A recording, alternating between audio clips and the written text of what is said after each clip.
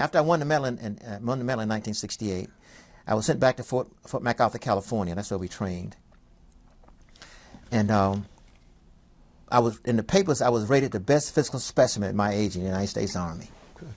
Can you believe that? Yeah, I can. But before I left Fort MacArthur, I'd taken a test for flight school, helicopter school. Pre-flight test, I went up in a helicopter, guy took me up. The written test, the physical test, I took the physical test, I passed it, everything was ready to go. When I got back to Fort MacArthur, California, because of two guys that put their fists up in the air, I was one of the spokesmen for the black athletes, which I wasn't involved in demonstrating. My job was, I felt, was to keep these kids calm. Don't do anything that's going to embarrass them or the country. That's why I was one of the oldest guys on the team in the track and field. And I was called in because someone had put the word out that I was a spokesman for the black athletes. And I said to the major said, Mel, I understand you're supposed to be going to flight school once you get back to the United States. I said, yes, sir. I said, how'd you know that? They had did an investigation on all us military guys. They called all the military guys, the Air Force, Navy, Marine. They called us all in and said, and told us, especially the black guys, that we can't get involved in any kind of demonstration. And we knew that. We officers, we military men, we know we can't get involved in any kind of anything that's going to degrade us or the military or our country. He said, yes, sir. I said, yes, I'm supposed to go to flight school. He says, are you involved? I said, I'm not involved in anything. I told him what I told you. I'm trying to keep these kids calm. If they want to demonstrate, I said to them, that's what I told him. If they want to demonstrate, I said they do what they want. Everybody can do what the individual demonstration if they wanted to. You can wear a black scarf on your head. You can put a black ribbon on you. You can do whatever you want to do. Okay? And I said, let me say something to you, Colonel. If I was not in the military, I would demonstrate. Because I've been to hell and back in my life as a young man. You don't understand not being a black man. What we had to go through being brought up in America. And his is 1968 and we've still been treated this way. For example, sir, when I came back in 1964, I took my mother to the doctor. They had a little room about big as that desk over there and 2 chairs, and up front was the waiting room. And this lady, I went up front to the front desk and I says, why are we sitting back here? That's where you're supposed to sit, where y'all supposed to sit. And I'm just back from Vietnam. I went back to my mom. I said, let's go. She says, what's the problem? I said, Mom, we don't sit in the back of the bus anymore. I just got back from fighting for this country.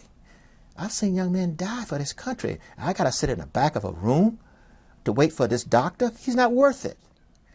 So he came up there and called me boy. The doctor did? Yeah. Boy, if you don't like it, you can get the hell out of here. Now, I'm a black belt karate. Okay? If my mother had not been there, I'd have been probably in jail. I said, sir, if you open your mouth to me one more time, you're going to be in trouble. I'm leaving your building. I'm taking my mother out of here and she'll never come back again. He didn't open his mouth.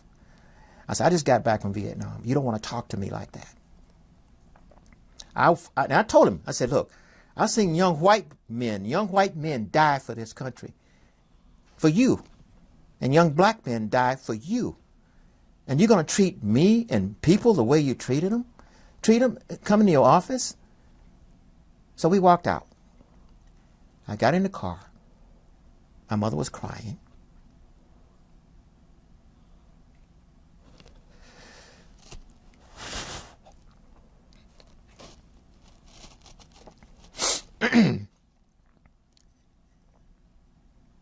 And I hit the steering wheel so hard that I bruised my, in fact, I bruised my hand real bad. In fact, I eventually broke that hand. And I said, Mom, I said, you don't understand.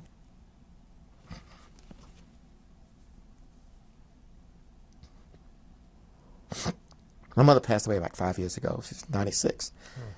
And I said, you don't understand why I get emotional like this. I said, young men have died for this country. And because people with crooked minds, hating people because of the color of their skin, why? We all Americans.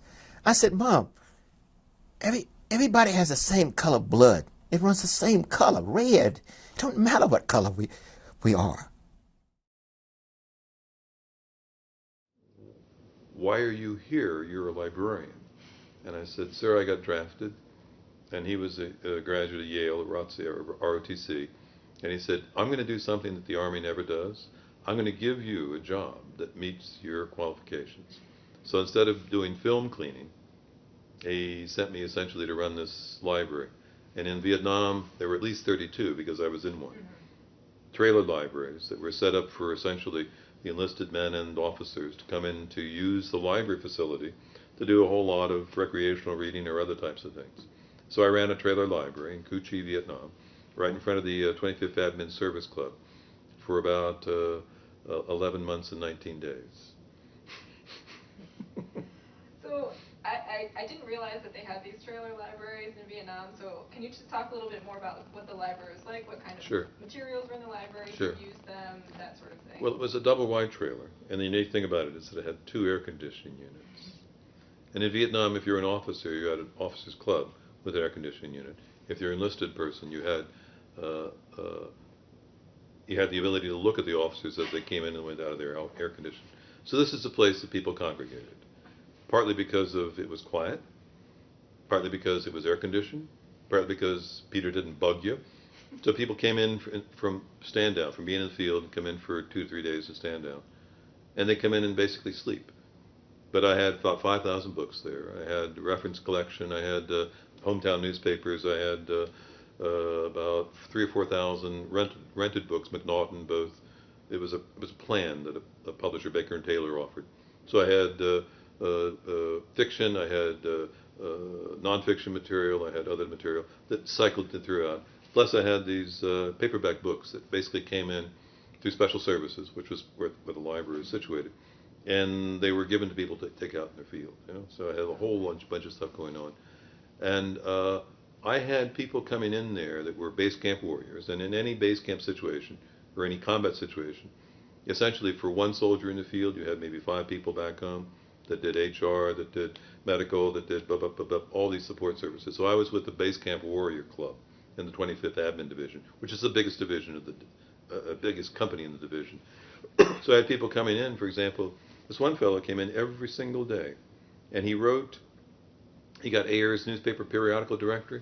He wrote to every single hometown newspaper in America, same letter, and he had them mail a copy, gift copy, to him.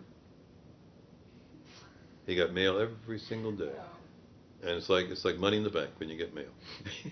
I had other people come in basically because they wanted to record. I had tape recorders in the back.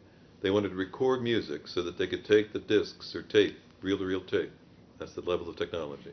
Back with them out to their field situation, so they basically, when they were in the field, could play music. You've seen, what is that Coppola movie? It's gone out of my head.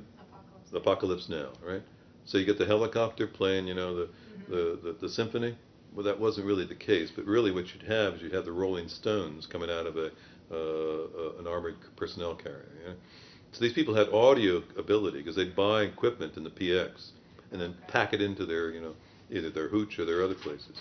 I was in bunkers in Cu Chi for attached to people's hooches. I mean, to the hooch, that had better sound equipment than any place I've ever seen. Yeah, because they had other things as well there. But anyhow, so my experience is running the trailer library was, okay, let's make the best of the circumstances. So essentially, I use that place to perfect my professional degree, right?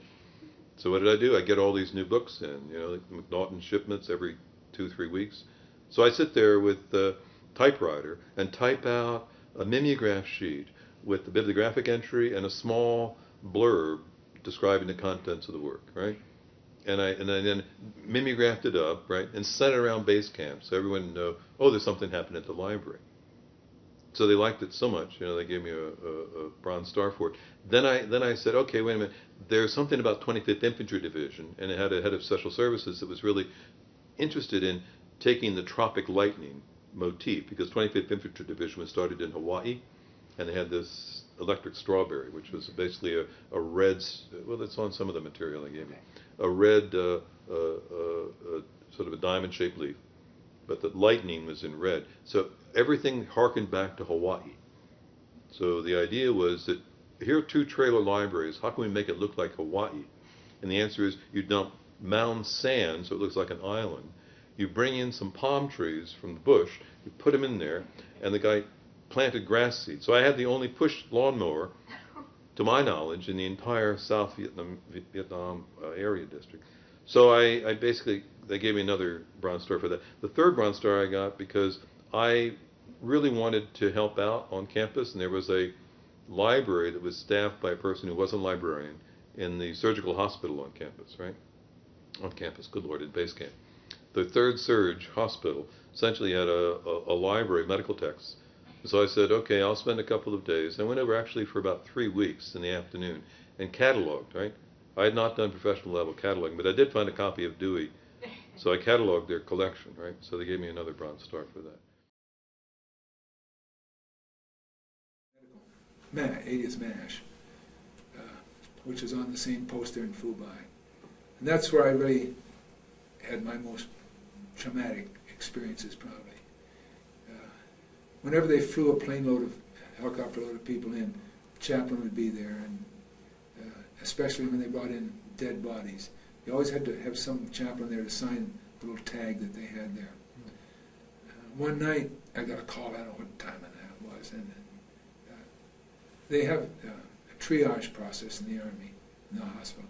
If you're just wounded a little bit, they work on you right away. If you're wounded enough to get worked on, you can go back, they work on you next. And if you're hopeless, they just kind of give you medication and put you off there. And that's where the chaplain usually ends up, with those people who are dying.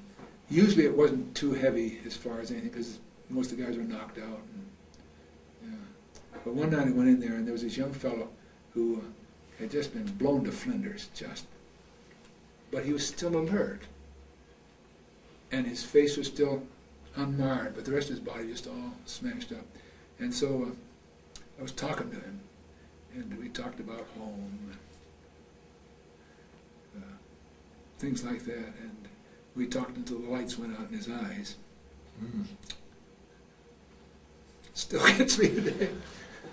Well, back to your philosophy about presence, being there. Yeah, and I realized that that's our role, is to talk to people about home, theologically, whatever it wants to be.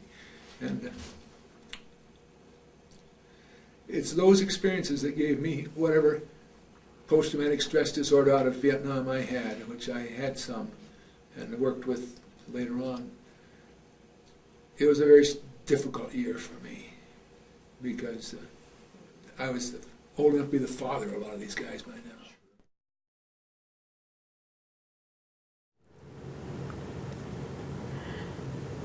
When sometime you'd see a totally healthy, like your age, how old are you, 18? 16. Oh, you're a little younger. 18-year-old, a perfectly healthy looking 18-year-old that would be dead on arrival. And it was just mind-boggling.